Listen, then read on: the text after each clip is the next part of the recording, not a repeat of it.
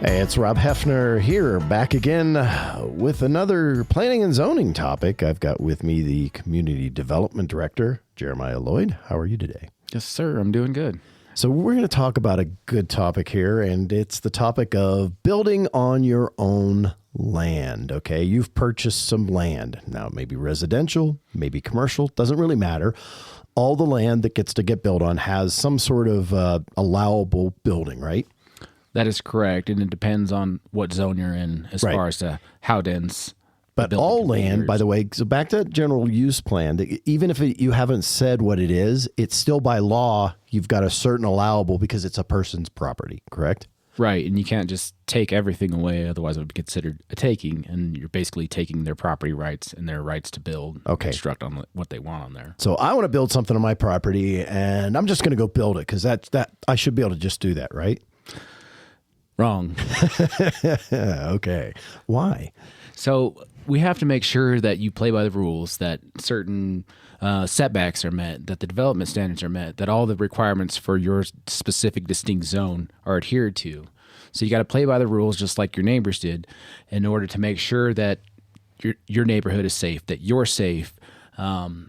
Things like utilities and drainage are in place, or could be if there was an expansion, you know. So there's a lot of different things like light, air, and fire, life, and safety that have to be considered in that. So base level starting with is drainage is a big issue, correct? Right. So where the water is going to go when I build something, because if there's nothing there, there's a whole bunch of foliage, it's going to go.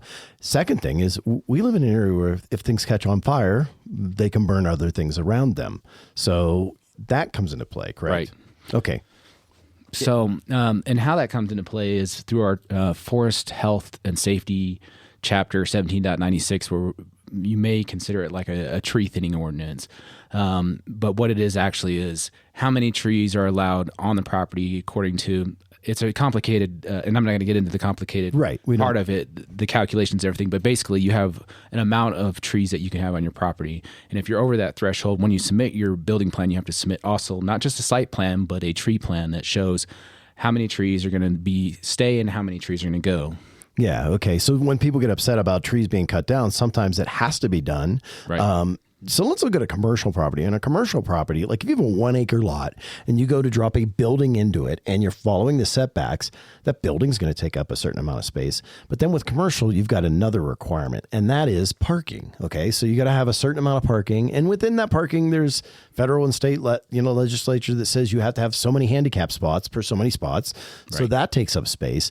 So all of that starts getting up space. It's a big building. Drainage in play, you end up almost always getting in a situation where you're taking away almost all of the trees, aren't you? Right. In order to, from an engineering perspective, I mean, in order to grade your lot and capture the drainage requirements mandated by the state, federal guidelines, and town guidelines, you have to basically show that you're not exceeding what was there before you developed, so you don't impact the surrounding neighborhoods, right? Right. And so how's that done? Well, you have to grade and drain, to be able to grade the site to drain it. And so a lot of that, the tree thinning has to happen. Otherwise, you wouldn't be able to capture the drainage that's going to be due to increased impervious area from the parking, from the structures of the building. There's just a lot of things that go into that. And obviously, we want to keep as many trees as possible. Sure. There's also a landscaping requirement for a commercial property. And, all of that is in good stewardship of what we have here. But we also don't zone everything commercial for the reason that it's going to impact the trees, right? Right. And when a commercial development comes in, it's going to have a big impact. And it's going to look like, wow, this is crazy, and everything's gone. And why does this happen to happen? Well, in order to meet all the other requirements, the state, the federal guidelines for parking, like you said, and for drainage requirements, it has to happen.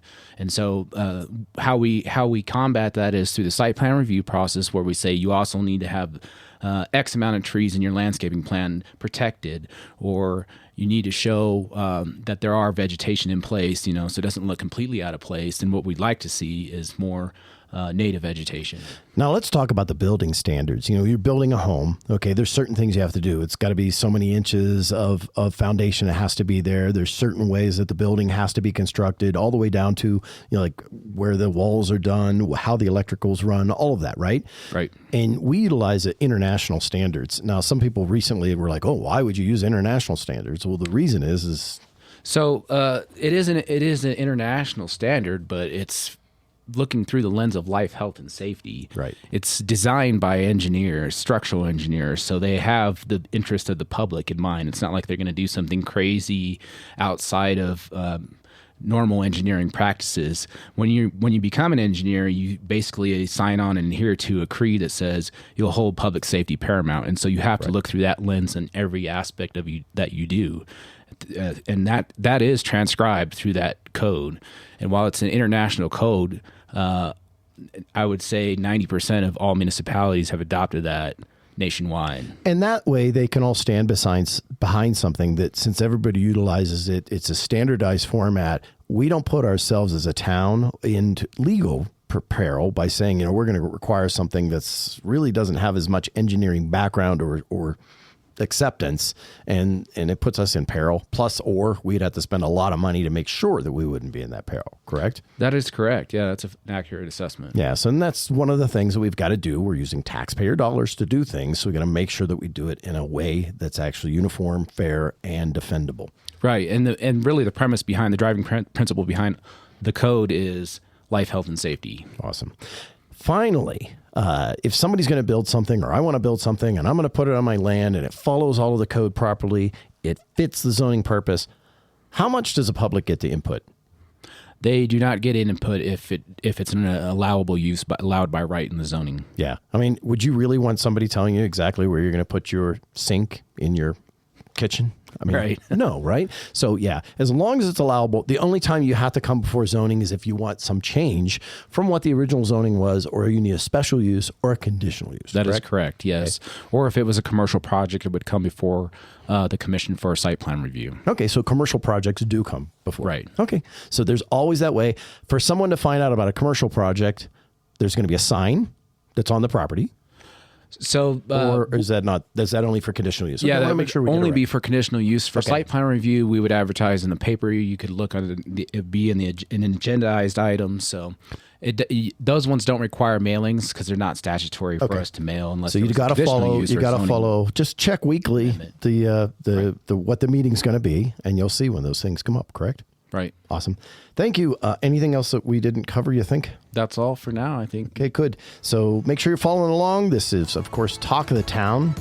It's the official podcast of the town of Pinetop-Lakeside. My name is Rob Hefner. If you have any questions, all the contact information is down below, or just simply stop into Town Hall.